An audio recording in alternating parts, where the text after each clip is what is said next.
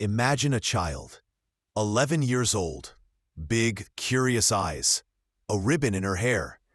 She skips down a quiet street in a worn-down part of northern England, and she's about to commit a murder. This isn't fiction. This isn't a horror film. This is the real-life story of Mary Bell, a girl who in 1968 became one of the youngest serial killers in British history. At just 11 years old, Mary murdered 2 boys in cold blood. Not out of panic, not by accident, but deliberately, calculated. Her face would later appear on newspapers across the United Kingdom. Some called her evil, others called her broken. But everyone asked the same question: how does a child become a killer? To understand Mary's story, we have to go back. Back to where it all began. Back to the city of Newcastle, in a forgotten neighborhood called Scotswood, where childhood was anything but innocent. On May 25, 1968, just one day before Mary Bell's 11th birthday, tragedy struck. In a derelict, abandoned house on St. Margaret's Road in Scotswood, a group of children stumbled across something horrifying: the lifeless body of 4-year-old Martin Brown. He was lying on the floor, alone, surrounded by rubble and broken boards. There were no visible wounds, no blood, nothing obvious, just a still body and silence. At first, police assumed it was an accident. Maybe Martin had swallowed something. Maybe the old house gave way. It didn't look like murder, but there was something that didn't sit right. A few days later, a nursery school in the area was broken into. Pages of notebooks were torn, tables flipped. On one of the walls, scribbled in a childish hand, was a message that chilled investigators: "I murder so that I may come back." And then another note on a piece of paper found nearby: "We did murder Martin Brown. Fuck off, bastard." The police dismissed it. Kids playing. It had only been 2 months since Martin Brown's mysterious death. By now, Mary Bell was acting differently. She seemed thrilled by the attention. Alongside her friend, Norma Bell, no relation, she began showing a strange fascination with death. They would taunt neighborhood kids. They even visited Martin Brown's grieving mother and asked, "Do you miss Martin? Do you cry for him?" It was cruel, unnerving. Then, on July 31st, 1968, tragedy struck again. This time, Brian Howe, a 3-year-old boy, didn't come home. After hours of searching, his body was discovered in a vacant lot. But this time, it was undeniably murder. Brian's lips were blue.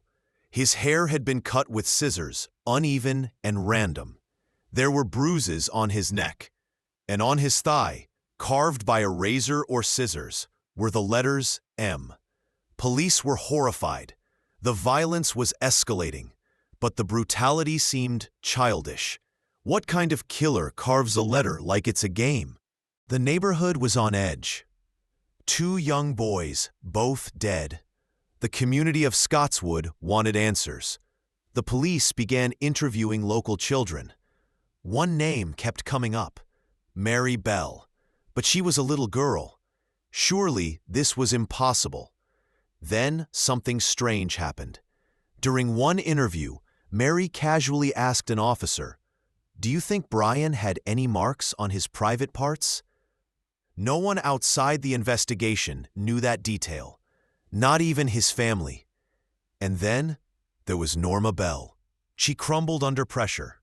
She told police everything: that Mary had strangled Brian, that Mary had enjoyed it, that after killing him, she came back laughing. "I like hurting things," Mary had said to Norma. The investigators were shaken. 2 girls, 1 crime, and only one of them showed any signs of remorse. The trial of Mary Bell and Norma Bell began in December 1968. The courtroom was stunned. 2 girls, aged just 11 and 13, on trial for murder.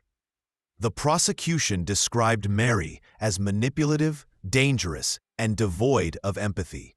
Her drawings and diary entries hinted at a mind obsessed with control and death. Norma, on the other hand, was described as easily led, emotionally weak, a follower. The jury deliberated for hours. In the end, Mary Bell was found guilty of manslaughter, not murder. The court ruled she suffered from diminished responsibility, a legal term for a damaged mind. She was sentenced to be detained indefinitely at Her Majesty's pleasure. Norma Bell was acquitted, and the world was left stunned. An 11-year-old girl, a killer, not a monster from the shadows, but a child. Mary Bell served 12 years in custody. In that time, she moved from secure children's homes to youth prisons. She was released in 1980 at age 23 with a new name and a new identity. Years later, she had a child, a daughter, who knew nothing about her past. In 1998, a court granted Mary lifetime anonymity to protect her and her child. British tabloids were outraged, but the law stood firm. Today, Mary Bell remains a ghost in society. Hidden, forgotten by many, but not by history. Hers is a name that still chills the spine. A question that lingers. Was Mary Bell born evil, or made that way by the world around her?